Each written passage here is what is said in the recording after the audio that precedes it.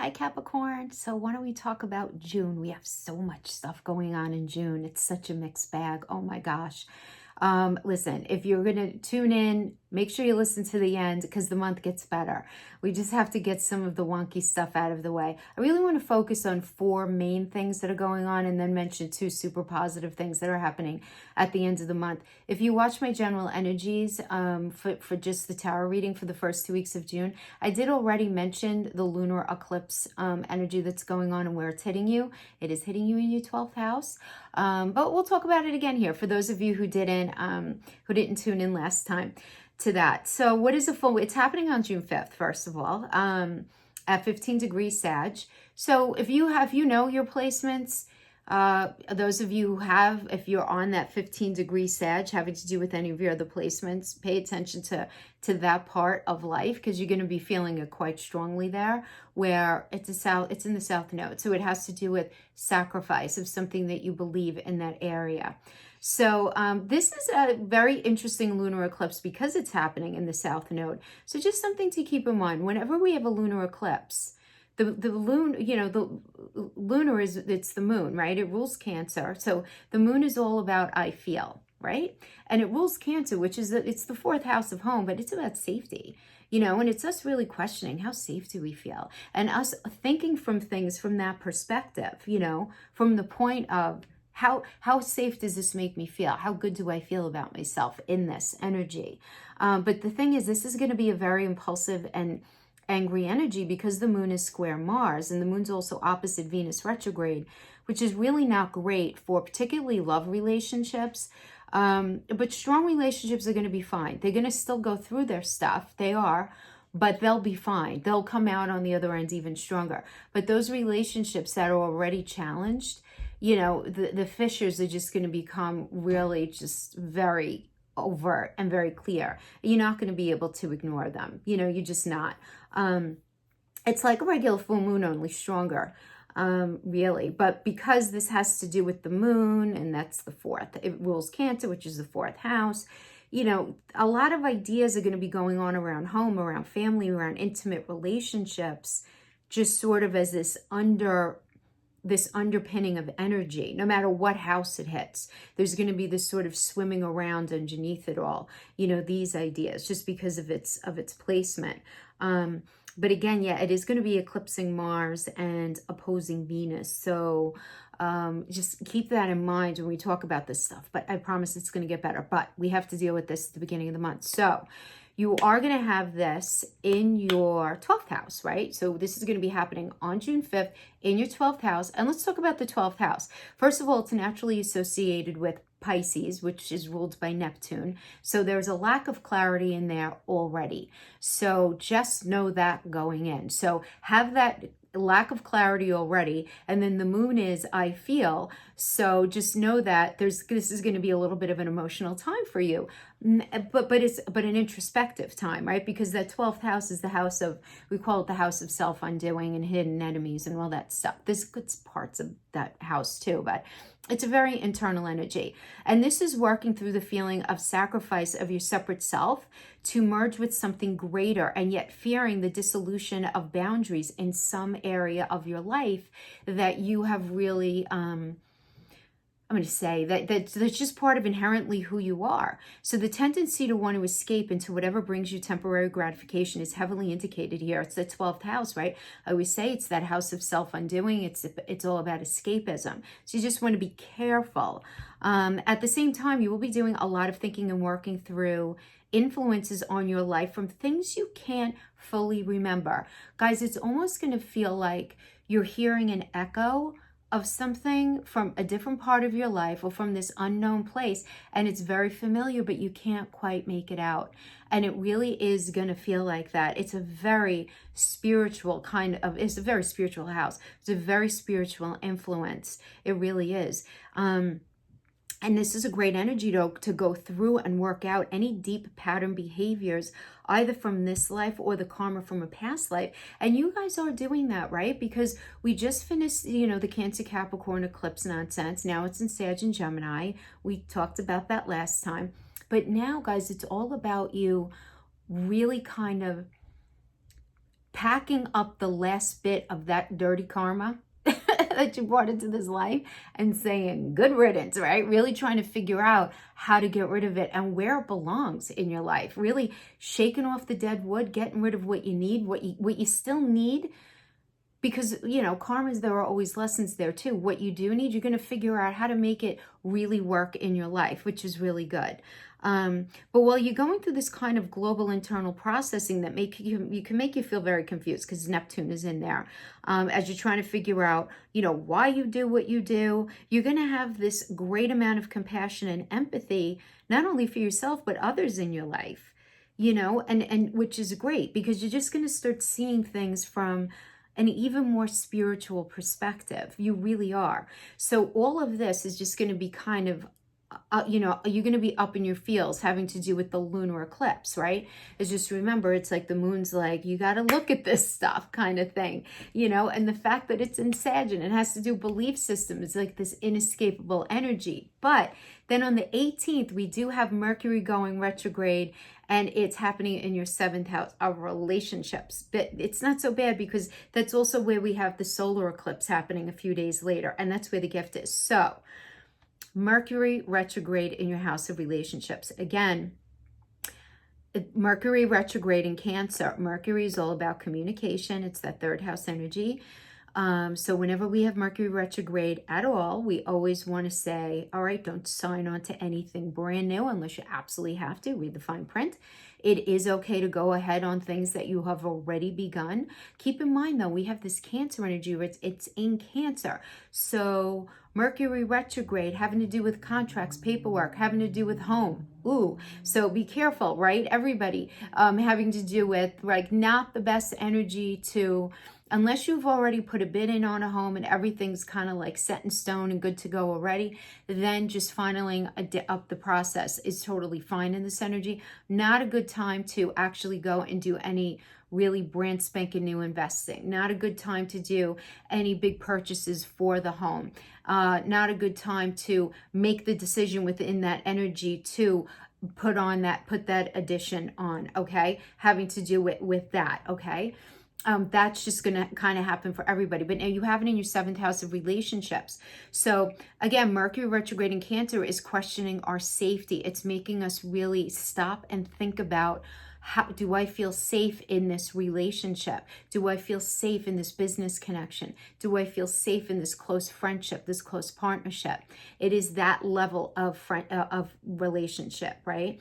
It's not love affairs. It's not boyfriend, girlfriend. That's 5th house. 7th house is marriage partners, business partners, those close people with those deep soul connections that we have. How safe do you feel? And you're really going to be asked to look at this. And if you don't, you have to figure out why and really try to work on rectifying that. And you will be able to do that. You have a couple of days later on the 21st, we do have the solar eclipse happening, which is that North Node Geminian energy, which is going to bring a gift. The North Node is bringing a gift to you in your 7th house. You follow? And it's got that Gemini quality. So anywhere there was wonky communication, where you felt like not safe because you guys weren't communicating well, you didn't feel very connected, you didn't feel like at home in your relationship anymore, the gift that comes in here on the 21st is, you know, the North Node being in Gemini is the ability to talk things through. It's the ability to rectify situations.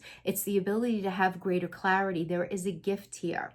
There's this gift of learning. These epiphanies are going to be going on in your 7th house, which is really great. Now, if this has to do with a business partnership, the gift could be a new contract. The gift could be any kind of new meeting a new business partner.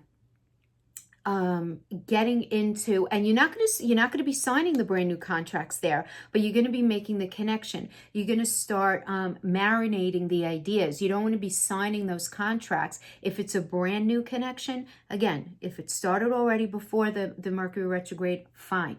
If it's brand new in this energy, wait until the end of July. But it's a great energy to plan.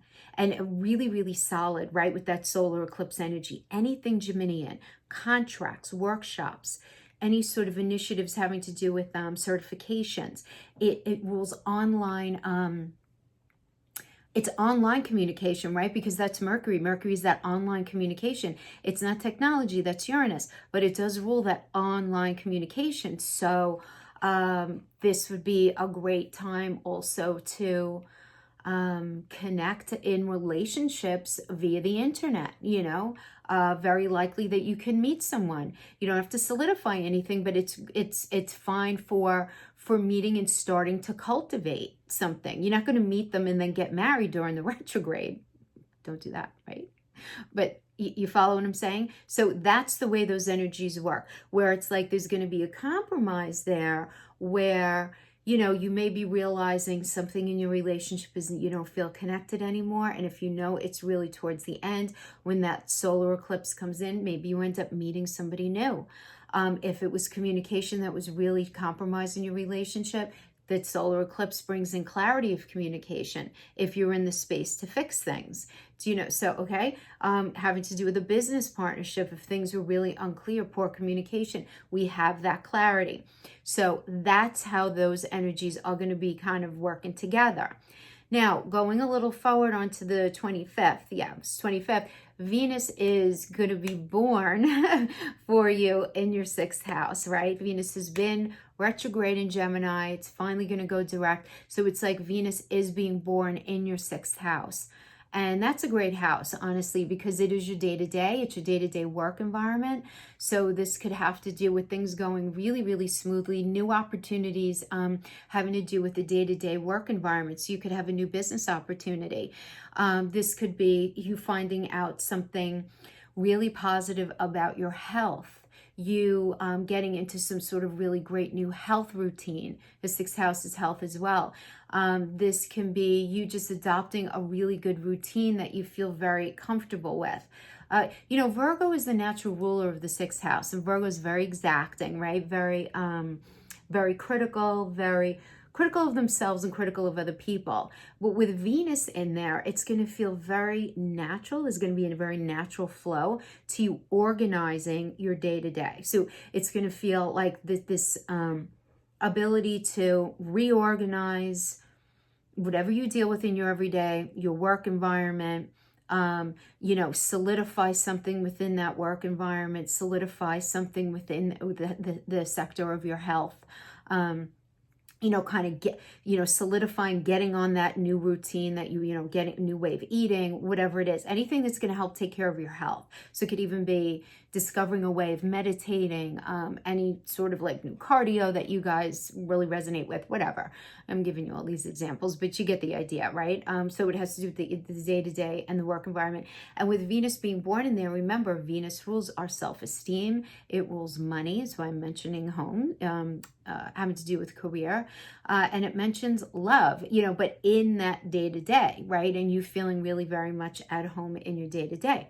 So that is kind of the balance of, you know, the lunar eclipse on the 5th, the Mercury retrograde in Cancer on the 18th could be a little compromising, but then we have the solar eclipse on the 21st, and then we have Venus going direct on the 25th. So that's really good. And then two other things that I wanted to mention that I think are really good is on the 27th, Mars is entering Aries. And I really like this because Mars rules Aries, and it's always about fresh perspective, new initiative, feeling a lot of gumption and motivation to just get out there and do something. And you're going to feel almost like single-minded, right? Think about that Emperor energy. It's very that Emperor energy, like, you know, I'm going to go, I'm going to be single-minded, I'm going to be very committed to something and just really, and whatever it is, right? It's just this overall feeling in life that you're going to feel very motivated to put the work into that relationship, to restructure your career, to go after that new career, right? Whatever it is, you're going to really feel very motivated to go after it. And then we have Jupiter conjunct Pluto. This is a big one. This is really great on the 30th. I am excited about this. I love these transits. It's happening at 24 degrees of at Capricorn retrograde, but it forms a conjunction with Pluto at 24 degrees Cap on June 30th. So I really like this. This is the second set of 3 of these, and this is where, and it's a longer term aspect, but there's going to be positive movement going forward finally. One of the most positive uses of this transit is the drive to better ourselves and feeling like we're able to actually do it. Do you know what I mean? Like, it's not going to be pie in the sky stuff, where we're going to be able to think about things very pragmatically within the confines of our own life, and very realistically start to push things forward and make things happen for ourselves. You know, we might solve a problem that's been in existence for some time, or capitalize on a resource that was previously hidden. Social or material goals may come into focus in a very strong way. Reform could figure now. Your faith may be reborn or develop very strongly now, which is really great. You might decide to invest your time and energy and maybe even money into some sort of very ambitious new project, which I like that, because Venus is going direct in your 6th house. It's like Venus is being born there in your everyday. So that's really, really good.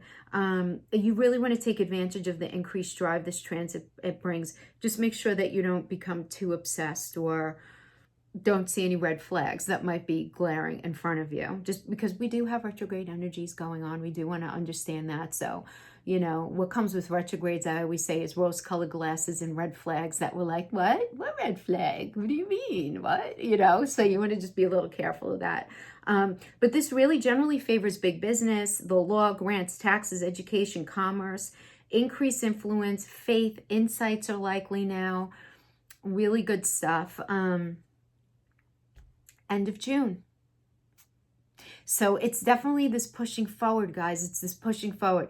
And I have a lot of you guys like, where's the change? You've been talking about this change for a long time. I know. First of all, it does depend on what else you have in your chart, right? I mean, you cannot only listen to Capricorn ever. I mean, it's a one house in your house of self. You have to know your placements. You have to know your placements. And everything that I'm talking about here, as far as houses, it really does most strongly come from a space from the rising sign.